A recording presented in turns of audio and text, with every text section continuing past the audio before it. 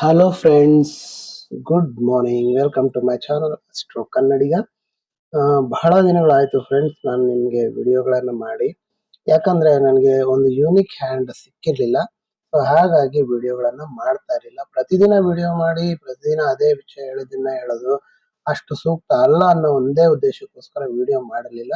So ಹಾಗಾಗಿ video ನಿಮಗೆ boring ಆಗಬಾರ್ದು ಅನ್ನೋದು ನನ್ನ ವಿಚಾರ. ಹೊಸ ಹೊಸ ವಿಚಾರಗಳೇನಾದರೂ ಇದ್ರೆ ಆ ಒಂದು ವಿಡಿಯೋಗಳಲ್ಲಿ ನಾನು ತಿಳಿಸ್ಕೊಡ್ತೀನಿ ಅಂತ ಹೇಳ್ತಾ, ಸೊ ಹಾಗಾಗಿ ಈ ಒಂದು ವಿಡಿಯೋನ ನಾನು ಶುರು ಮಾಡ್ತಾ ಇದ್ದೀನಿ ಫ್ರೆಂಡ್ಸ್. ಸೊ ಬನ್ನಿ, ಈ ಒಂದು ವಿಡಿಯೋನ ನಾನು ಸ್ಪಷ್ಟವಾಗಿ ನಿಮಗೆ ತಿಳಿಸ್ಕೊಡ್ತಾ ಇದ್ದೀನಿ. ಒಂದು ವಿಶೇಷವಾದ ಚಿಹ್ನೆ ಇದೆ, ನೋಡೋಣ ಬನ್ನಿ. ಸೊ ನೋಡಿ, ಇಲ್ಲಿ ಒಂದು ಒಂದು ಕರೆಕ್ಟ್ ಆಗಿ ಇದನ್ನ ನಾವು ಹಾರ್ಟ್ ಲೈನ್ ಮತ್ತು ಹೆಡ್ ಲೈನ್ ಎರಡಕ್ಕೂ ಸಹ ಒಂದೇ ಲೈನ್ ಇರೋದನ್ನ ಕಾಣ್ತೀವಿ. ಇದನ್ನ ಸೈಮನ್ ಲೈನ್ ಅಂತ ಕರಿತೀವಿ. ಸೊ ಈ ಒಂದು ಲೈನ್ ಇದ್ದಾಗ ವ್ಯಕ್ತಿ ಬಹಳಷ್ಟು ವಿಚಾರದಲ್ಲಿ ತಾನು ಏನ್ ಅಂದ್ಕೋತಾನೆ ಅದನ್ನ ಸಾಧಿಸೇ ತೀರ್ತಾನೆ ಅಂತ ಹೇಳ್ಬೋದು. ಹಾರ್ಡ್ ವರ್ಕಿಂಗ್, ಡೆಡಿಕೇಶನ್ ಇರುವಂತಹ ವ್ಯಕ್ತಿ ಇವರಾಗಿರ್ತಾರೆ ಅಂತ ಹೇಳ್ಬೋದು. ಇವ್ರು ಯಾವಾಗ ಸ್ವಲ್ಪ ಒತ್ತಡದಲ್ಲಿರ್ತಾರೆ.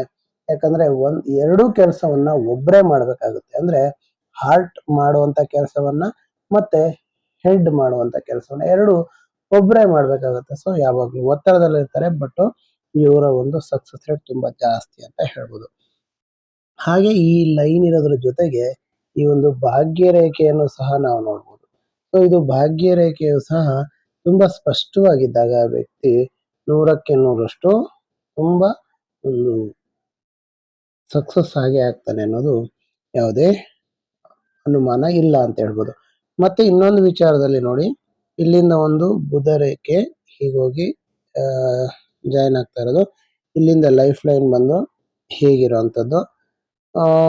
ನೋಡಿ, ಇದು ಒಂದು ದೊಡ್ಡ ಒಂದು ತ್ರಿಭುಜವನ್ನ ರಚಿಸುತ್ತೆ ಅಂತ ಹೇಳ್ಬೋದು. ಈ ತರ ತ್ರಿಭುಜ ಇರುವಂತವರು ಜೀವನದಲ್ಲಿ ಅದು ಎಂಥ ದುಸ್ಥಿತಿನಲ್ಲಿ ಅಂದ್ರೆ ಎಂಥ ಬಡ ಕುಟುಂಬದಲ್ಲೇ ಹುಟ್ಲಿ ತುಂಬಾ ಶ್ರೀಮಂತರಾಗೇ ಆಗ್ತಾರೆ ಅವರ ಲೈಫಲ್ಲಿ ಅಂತ ಹೇಳ್ಬೋದು.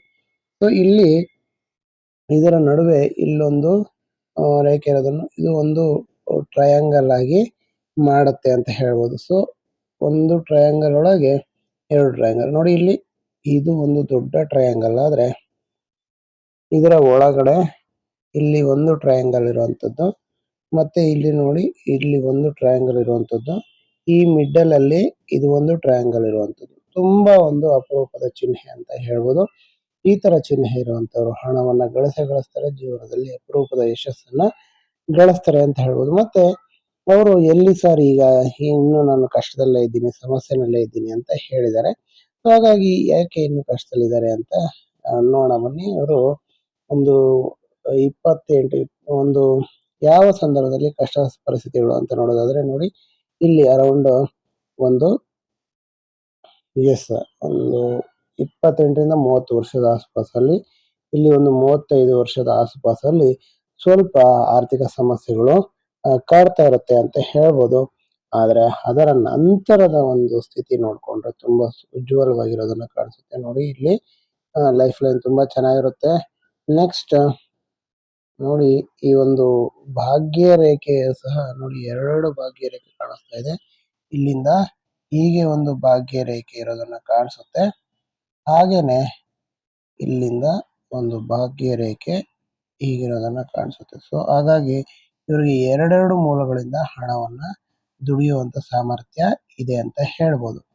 ಸೊ ನೆಕ್ಸ್ಟ್ ಬಂದು ನೋಡಿ, ಯಾರಿಗೆ ಈ ಪರ್ವತ ಚಿಹ್ನೆ ಇರುತ್ತೆ ಅವರು ಜೀವನದಲ್ಲಿ ಒಂದು ಉತ್ತಮವಾದಂತ ಹೆಸರನ್ನ ಗಳಿಸ್ತಾರೆ ಅಂತ ಹೇಳ್ಬೋದು.